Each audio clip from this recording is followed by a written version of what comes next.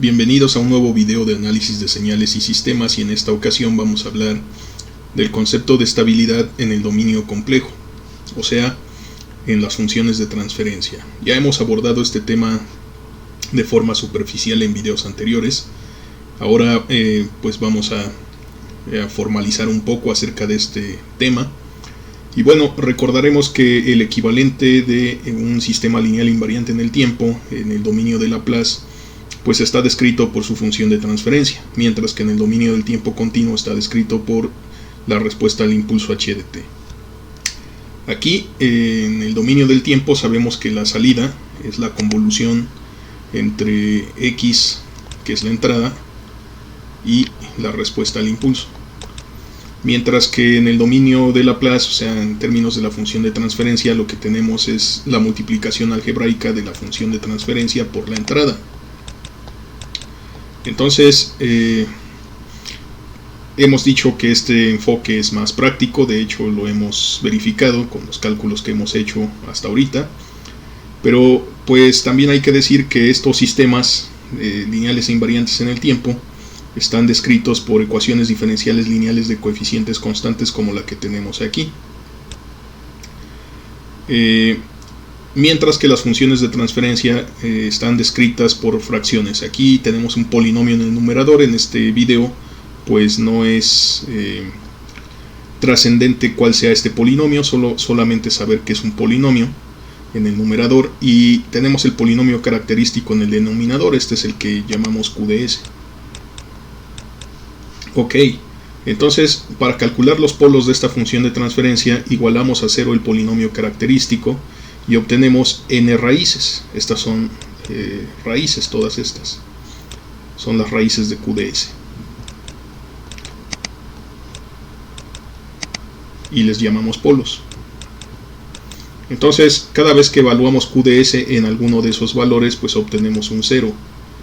Ok, pero si nosotros quisiéramos resolver este problema en el tiempo continuo, lo primero que tendríamos que hacer es eliminar este término no homogéneo y reemplazarlo por 0. O sea, tendríamos que resolver primero la ecuación homogénea. Y esta ecuación homogénea pues tiene una solución propuesta como esta de aquí. Es una solución exponencial, porque básicamente lo que aquí dice es que una función y todas sus derivadas hasta el orden n pues son términos semejantes, son proporcionales entre sí, se cancelan idénticamente en una suma algebraica, entonces dan un 0. Por eso tienen esta forma, es decir, que tenemos todas las derivadas y siempre nos va a salir una exponencial, la misma exponencial, e a la st. Entonces, si nosotros reemplazamos este hecho en esta ecuación diferencial, obtenemos esta expresión, donde podemos factorizar la amplitud y estas exponenciales, y lo que resulta aquí es este factor que se conoce como polinomio característico. Sin embargo, como tenemos una multiplicación de 3 factores, y a no puede ser 0 porque nos daría la solución trivial, o sea, no sería un sistema dinámico, y e no puede ser 0, la exponencial pues nunca toca el 0, tiende a 0 en algún infinito, pero nunca es 0 exactamente. Entonces la única opción es que el polinomio característico sea igual a 0. Pero nosotros ya teníamos esa circunstancia antes, puesto que el polinomio característico de la ecuación diferencial original es QDS, el polinomio característico del denominador pues de la función de transferencia. Entonces, cuando resolvemos aquí obtenemos las mismas n soluciones y formamos lo que se conocen como las soluciones fundamentales, esta forma de exponencial. Entonces podemos ver aquí a los polos del sistema como el coeficiente del tiempo en el exponente de la solución fundamental. Y entonces recordamos también que la respuesta al impulso es una combinación lineal de todas estas funciones que son soluciones fundamentales. Cabe señalar que tanto los polos como estos coeficientes que tenemos aquí no tienen por qué ser números reales. En realidad, en general, son números complejos. Y como números complejos que son, pues los polos tienen una parte real, llamémosla sigma k, y otra parte imaginaria, llamémosla omega k. Entonces, en general, los polos son complejos. Bueno, Si nosotros nos fijamos en alguna solución fundamental, la késima solución fundamental, aquí YK es igual a E, a la polo késimo. Aquí, de hecho, aquí la tenemos. Aquí la tenemos. Si nos fijamos en ella, pues tendríamos que sustituir esta expresión en general. Entonces vamos a hacer eso aquí en este espacio. Ok, entonces pues resulta que la késima solución fundamental también la podemos expresar como la exponencial por este número complejo en el exponente, o sea el polo, el késimo polo, por el tiempo. Desde luego, por propiedades de exponentes podemos separar esto y decir que tenemos esta situación. O sea, tenemos e a la sigma k por el tiempo, es la parte real, por e a la j omega k por tiempo, es la parte imaginaria. Tenemos estas dos exponenciales. Entonces, en general, pues por las identidades de Euler,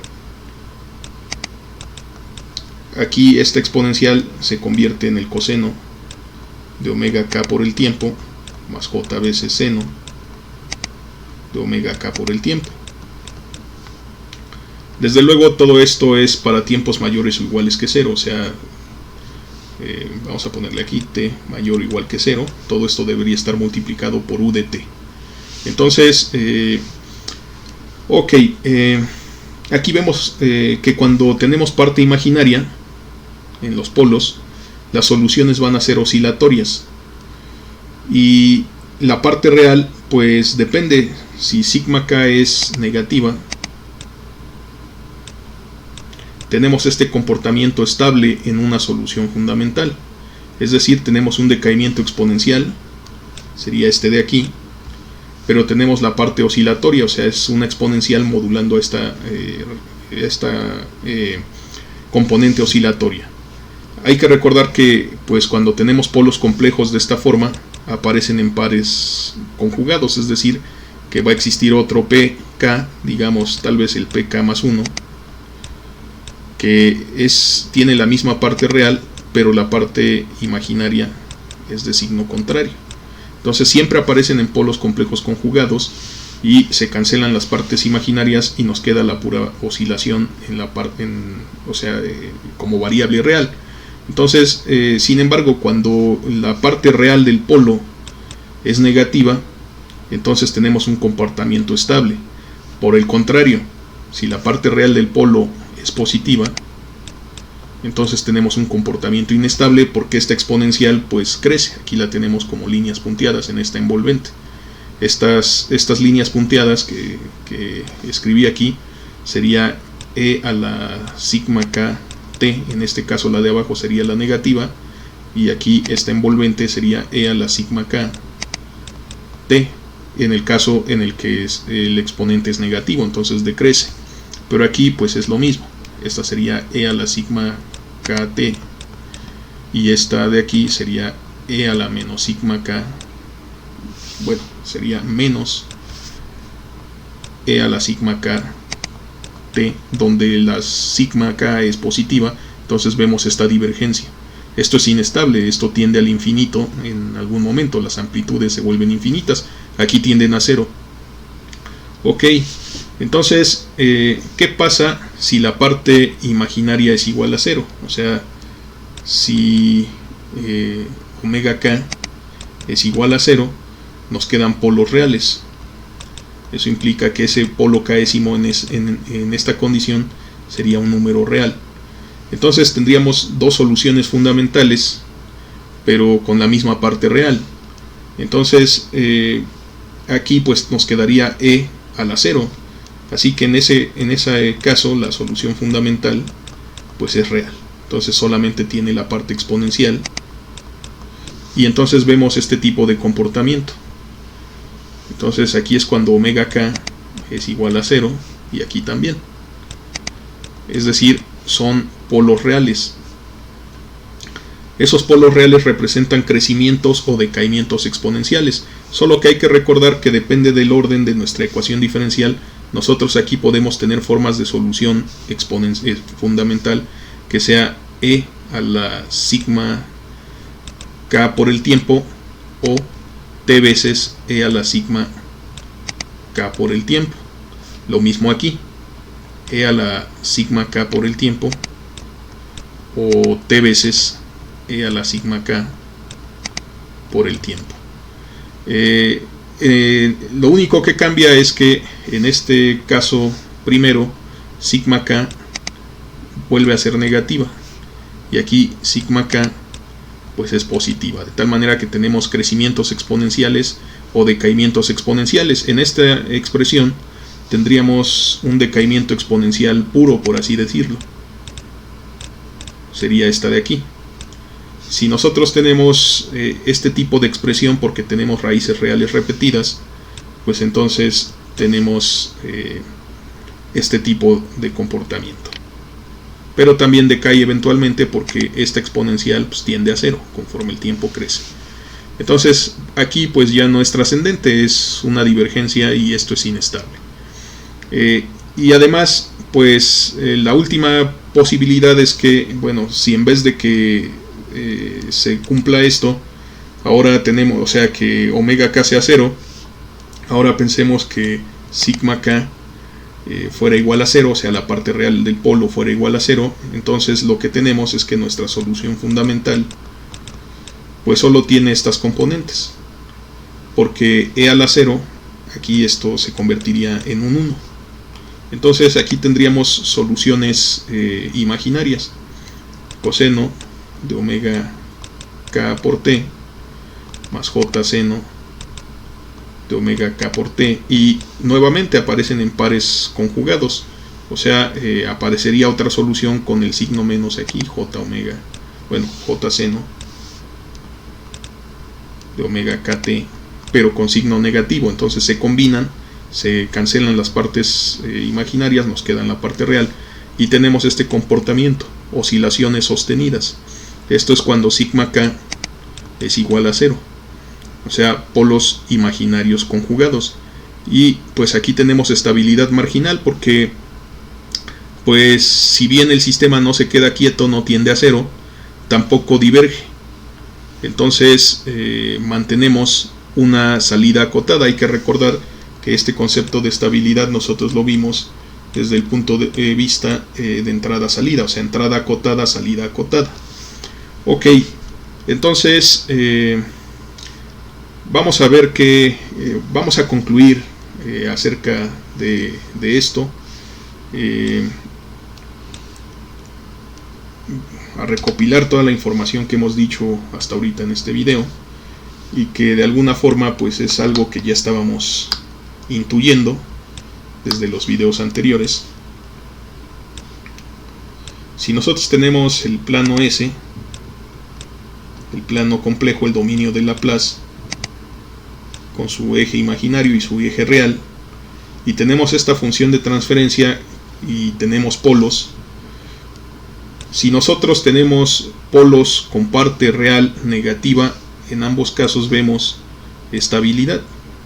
Entonces, si los polos tienen parte real más parte imaginaria, siempre y cuando se encuentren del lado izquierdo, o sea, aquí es cuando sigma k es menor que 0, pueden ser reales o pueden ser complejos conjugados. Aquí tenemos polos estables.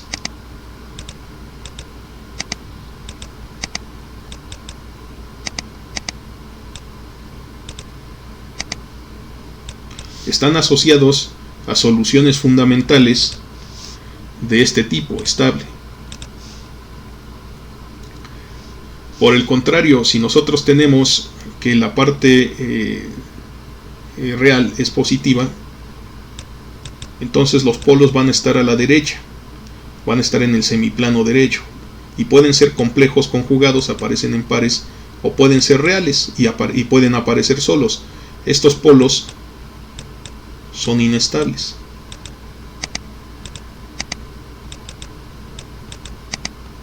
porque son asociados a soluciones fundamentales que crecen con el tiempo indefinidamente, o sea, crecen sin cota. Pero tenemos otro caso, cuando sigma es igual a 0, o sea, cuando sigma k es igual a 0, solo tenemos la parte imaginaria, y entonces aquí tenemos polos conjugados imaginarios sobre el eje imaginario, sobre el eje j omega. Entonces, esos son marginalmente estables.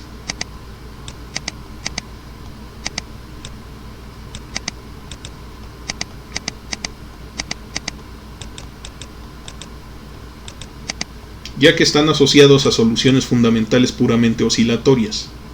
Entonces, si los polos son reales, pues tenemos polos sencillos, pueden ser estables o inestables.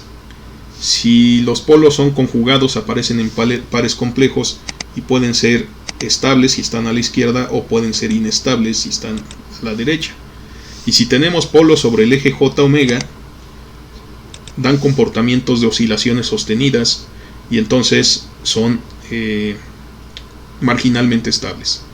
Dicho esto, si nosotros tenemos un sistema, aquí vamos a poner un ejemplo de dos sistemas, pues vamos a imaginarnos que tenemos dos funciones de transferencia de sistemas distintos. Por ejemplo, aquí uno, aquí vamos a representar a otro. Vamos a imaginarnos que este sea el sistema HDS y que este sea el sistema con función de transferencia GDS. Si nosotros tenemos para el sistema HDS una distribución de polos como esta que tenemos aquí, pueden ser más. Aquí estamos pensando que solo tenemos un polinomio de orden 3 en QDS. Este es un sistema estable. Vamos a imaginarnos que GDS fuera parecido. Dos polos complejos conjugados, un polo real negativo, pero un solo polo real positivo. Con este comportamiento, a pesar de tener tres polos estables, tiene un polo inestable y todo el sistema es inestable.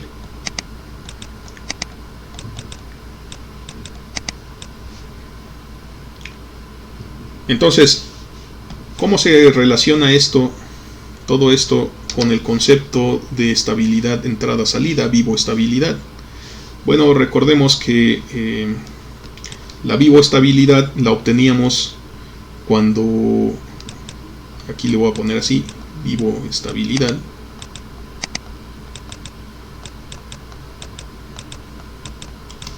implicaba que la norma 1 de H fuera finita. Ahora, si nosotros recordamos la expresión de H de t como combinación lineal de todas sus soluciones fundamentales,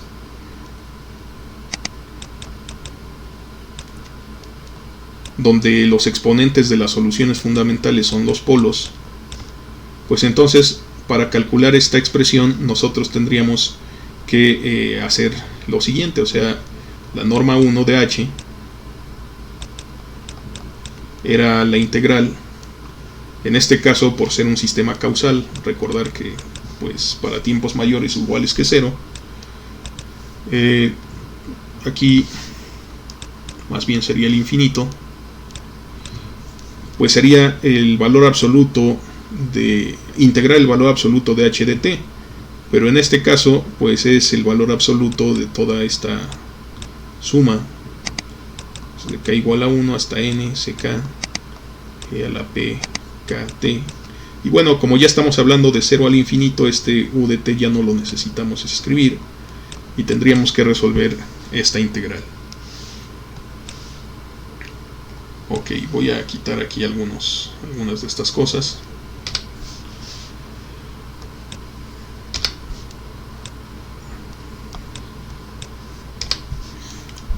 Y entonces pues podemos hacer lo siguiente, podemos acotar esta integral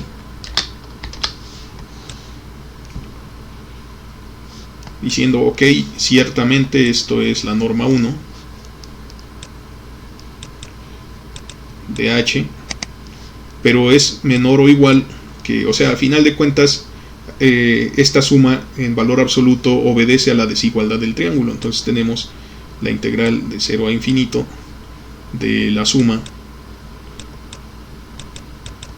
de las soluciones fundamentales, pero en este caso de los valores absolutos de las soluciones fundamentales.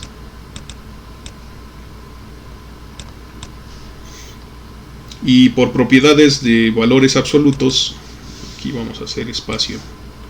Bueno, esto ya cumplió su propósito, lo voy a borrar para que no sobrecargue visualmente este último razonamiento. Entonces aquí esto es por la desigualdad del triángulo, o sea, es en la forma más simple estamos diciendo que el valor absoluto de dos números a más b pues es menor o igual que la suma de los valores absolutos de cada sumando. Entonces es esta versión. Bien, por propiedades de valores absolutos pues las multiplicaciones también se separan y la integral de una suma pues es la suma de las integrales de cada término. Entonces pues aquí vamos a poner primero esta suma, luego la integral y luego pues ck por los valores absolutos de a la pk por el tiempo. Ok, entonces aquí pues podemos sacar la ck de la integral, pero no de la suma. Las podemos sacar porque son constantes, están en módulo o en valor absoluto, no hay problema, pero siguen siendo constantes. Entonces aquí tenemos esta situación. Y vamos a imaginarnos que los pk en general pues son números complejos, como habíamos dicho. Entonces aquí lo que resulta es que tenemos el valor absoluto de e a la sigma k más j omega k por el tiempo diferencial del tiempo. Entonces, ¿qué llevamos hasta ahorita? Lo voy a poner en otro color. La norma 1 es menor o igual que todo este dato que tenemos del lado derecho, o sea, sería la suma de los módulos de los EK, constantes arbitrarias que forman esta combinación lineal en la solución fundamental, bueno, en la respuesta al impulso. Y aquí lo que tenemos pues es la integral, ciertamente, pero la podemos separar, la podemos poner en e a la sigma k. ¿Y por qué no le pongo valor absoluto? Bueno, las exponenciales de números reales siempre son positivas, o sea, estamos diciendo que este dato pues es lo mismo que esta expresión, porque las exponenciales siempre son positivas. Pueden ser decrecientes o pueden ser crecientes, pero siempre están por encima del 0. Entonces aquí ya no le ponemos el valor absoluto, y aquí lo que queda es el valor absoluto o módulo de e a la j omega k por t, diferencial de t. Entonces hay que recordar también e a la j omega k por t es lo mismo que coseno de omega k por t más j seno de omega k por t. Entonces, pues, ¿cuál es este módulo? Ya que aclaramos esto, vamos a calcular precisamente el módulo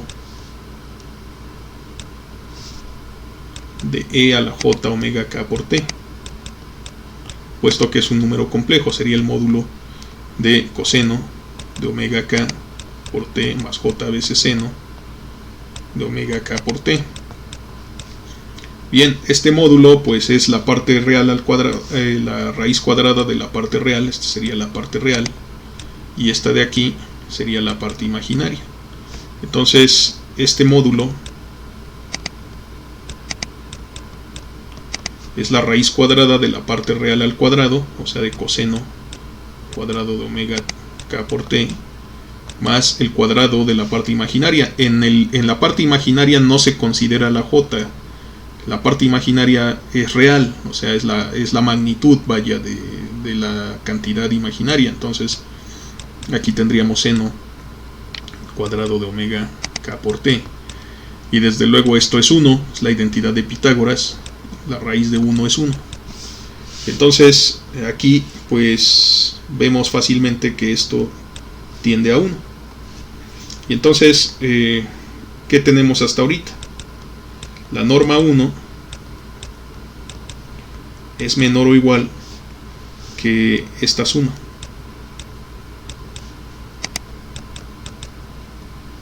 Estas constantes en valor absoluto o en módulo pues son números, o sea, son cantidades finitas.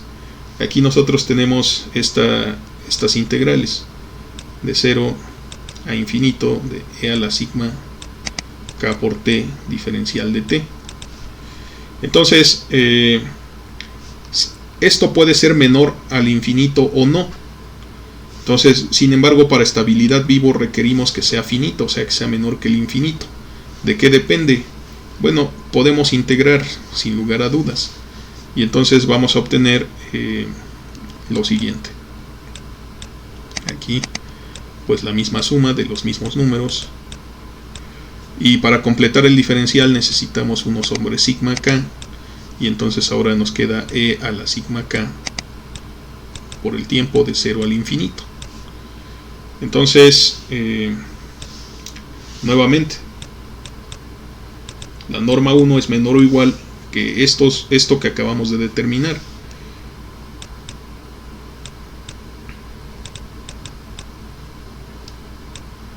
Aquí, pues, lo voy a dividir directo aquí entre sigma k, puesto que estamos asumiendo que son números reales, pueden ser positivos o negativos, no hay problema.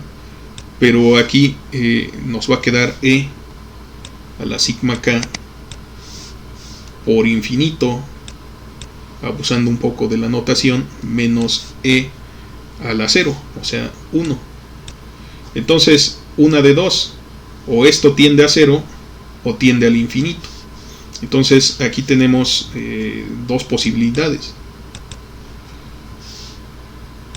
O tiende al infinito si existe algún sigma k positivo. Fíjense que en general pues podemos tener aquí muchos sigmas de estos, o sea, de los sigma 1 hasta el sigma n. Vamos a imaginar que todos son negativos excepto uno, o sea que existe un sigma k que es positivo. Con ese sigma k que es positivo hay un sumando que es infinito, entonces pues por lo tanto va a ser infinita toda la suma y no vamos a obtener estabilidad entrada-salida, no vamos a satisfacer esto con sigma k mayor que 0 con alguno, aunque solo sea 1. Pero esto puede tender a 0 si todos los sigma k son menores que 0. Entonces, por esa razón es que tenemos estabilidad entrada-salida cuando tenemos todos los polos del lado izquierdo del plano complejo.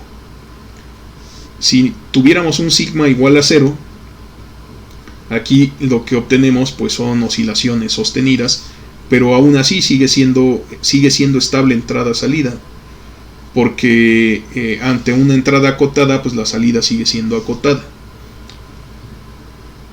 Y esos son polos sobre el eje j omega, pero con que exista algún sigma k, o sea un polo con parte real positiva, pues entonces el sistema es inestable. Entonces aquí la conclusión es que con algún sigma k positivo el sistema es inestable, a pesar de que todos los demás sean negativos. Sin embargo, si todos los sigma k, o sea todos los polos tienen parte real negativa, el sistema es estable.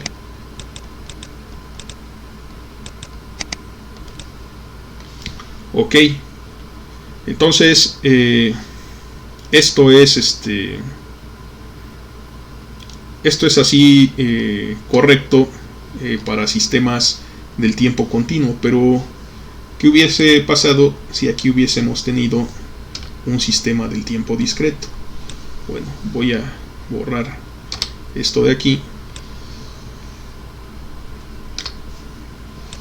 Vamos a discutir esto rápidamente. De hecho, vamos a borrar todo esto.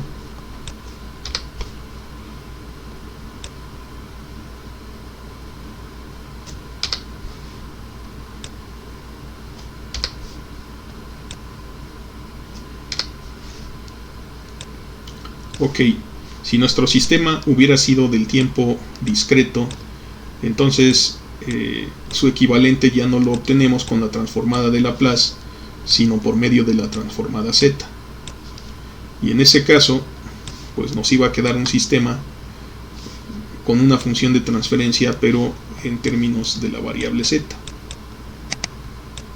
El enfoque pues es muy parecido. Aquí solo vamos a comparar con lo que conocemos, con lo que acabamos de deducir de los sistemas continuos.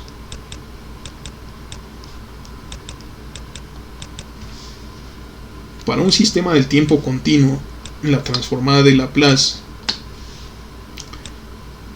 nos da la función de transferencia, nos permite deducirla, y tenemos el plano complejo S. Este es el plano S o dominio de Laplace. Para un sistema en el tiempo discreto, por otro lado, tenemos una situación semejante. Seguimos teniendo un plano complejo, pero es el plano Z, donde tenemos la parte real de Z y J veces la parte imaginaria de Z en el eje imaginario. Bueno, ya vimos, acabamos de ver prácticamente que toda esta región del plano izquierdo es estable. Y que toda la región derecha del plano complejo, donde hay polos de este lado, pues son inestables. ¿Qué pasará en el plano Z?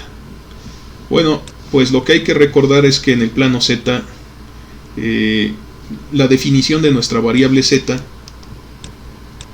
era E a la S por el periodo de muestreo. Porque recordaremos que teníamos una señal del tiempo discreto construida a partir de muchas muestras.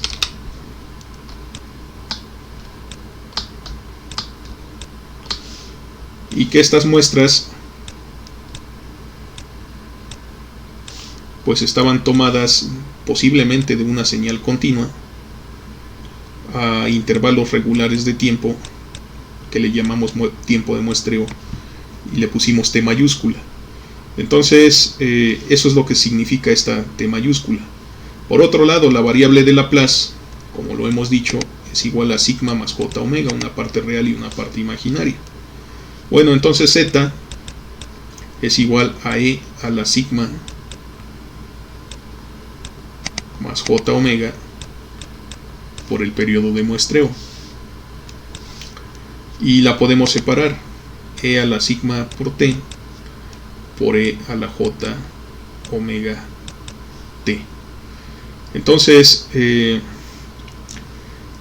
si sigma es positivo, este crecimiento es inestable. Si es un crecimiento exponencial, como acabamos de ver, si sigma es negativo, esto es un decaimiento exponencial y entonces es estable.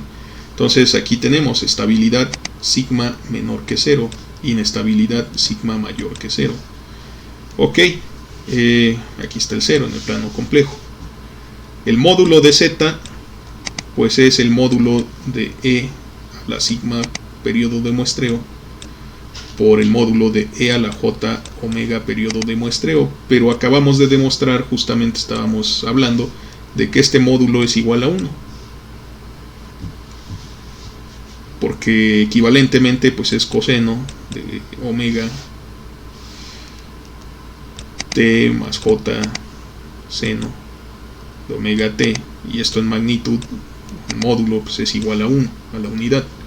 Entonces aquí tenemos que la magnitud, o sea el módulo de z es esta expresión, y esto está acotado para sigma menor que 0, y está diverge para sigma mayor que 0. Entonces ahora, sin embargo, sabemos que independientemente del signo de sigma, nosotros tenemos que las exponenciales de este tipo pues son positivas. Entonces podemos quitar estas barras, de tal manera que nos queda que el módulo de z es e a la sigma por t, donde desde luego pues sigma es un número real y t mayúscula también es un número real, puesto que procede del tiempo, el tiempo. Ok, entonces si nosotros observamos una gráfica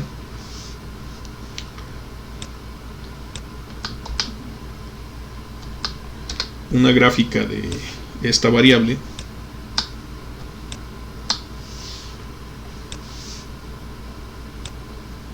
y pensamos sigma como una variable, y aquí vamos a graficar e a la sigma t, pues básicamente lo que vamos a obtener pues es una curva exponencial clásica, y sabemos que esa curva exponencial pues pasa por el 1. Aquí en este caso, cuando sigma fuera igual a 0, esta curva exponencial pasa por el 1. Entonces de este lado hay una magnitud más pequeña que el 1.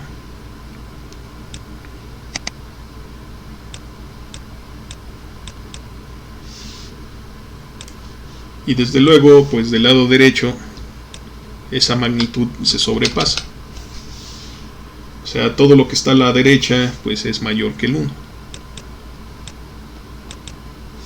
No sé por qué hace eso a veces. Ok, entonces este es el nivel de 1, esta línea punteada. Todo lo que está a la derecha es mayor que 1. ¿Para qué dato? Bueno, pues para sigma menor que 0, estamos sobre el eje sigma, esto es menor que 1. Para el lado derecho es sigma mayor que 0, es mayor que 1, este dato es mayor que 1.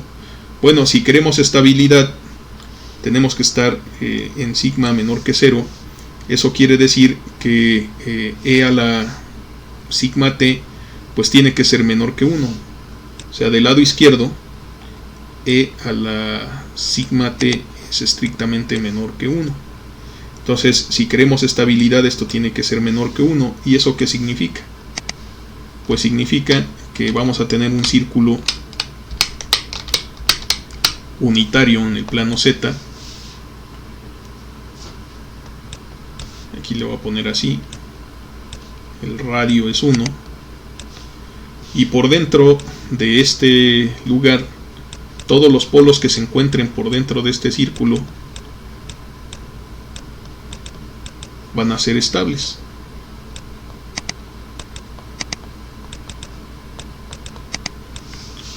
Y todo lo que está por fuera de este círculo unitario en el plano z es inestable.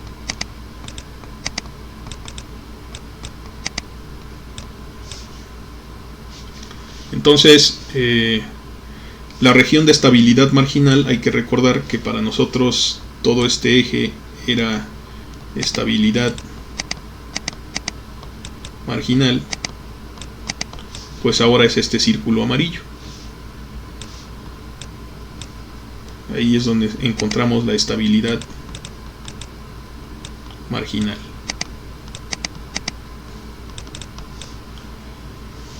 Entonces, podemos pensar que todo el semiplano izquierdo en la transformada de Laplace, o sea, en el dominio de Laplace, se mapea al interior del círculo unitario, mientras que todo el semiplano derecho se mapea al exterior del círculo unitario, y el eje j omega se mapea a la frontera del círculo unitario. Entonces, pues podríamos imaginarnos una transformación en la que este eje encierra, se vuelve como curvo y encierra toda la parte del lado izquierdo del dominio de Laplace y lo comprime hasta quedar de esta forma, y todo esto queda por fuera precisamente. Entonces no es lo mismo tener polos en el plano S y en el plano Z. Su interpretación es diferente. Nuevamente, para dejar clara esa discusión, vamos a imaginarnos un sistema estable en el dominio de Laplace, como el que vimos hace rato. Un sistema estable en el dominio de Laplace tiene polos de este lado. Sin embargo, un sistema estable en el dominio del tiempo discreto, pues tendríamos polos por dentro de la circunferencia unitaria, a pesar de que estuvieran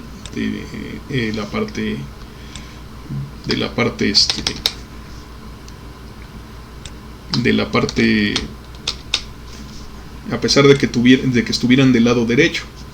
Es decir, vamos a imaginarnos que este de abajo es el plano Z,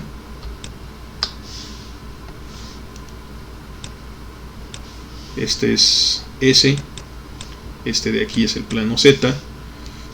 Yo puedo tener polos del lado derecho, no hay problema. Mientras no me pase del círculo unitario, este sistema es estable. Y en el dominio de Laplace, otra vez, con un solo polo que esté del lado derecho,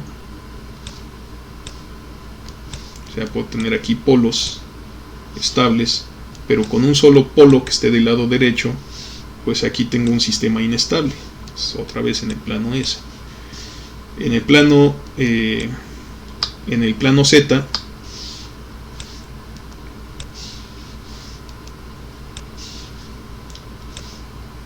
igual puedo tener polos estables por dentro del círculo unitario, aunque tengan parte real a la derecha, o sea, parte real positiva, y puedo tener polos con parte real negativa, pero como están por fuera del círculo unitario, son inestables. Entonces, estos casos de la derecha son sistemas inestables.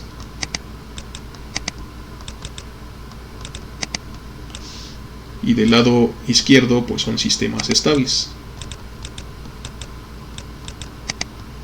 Entonces hay que tener cuidado con esas diferencias en los diferentes planos. Para el tiempo continuo, los polos deben estar a la izquierda. Para el tiempo discreto deben estar dentro del círculo unitario, a pesar de que tengan parte real positiva. Incluso si tienen parte real negativa, pero por fuera de este círculo, son inestables. Entonces, esas son las diferencias sustanciales en estos dominios del tiempo discreto y del tiempo continuo. Bueno, creo que eso es todo por esta ocasión. Espero que este video haya sido ilustrativo. Espero también que les haya gustado, que se encuentren muy bien, y nos vemos en el próximo video.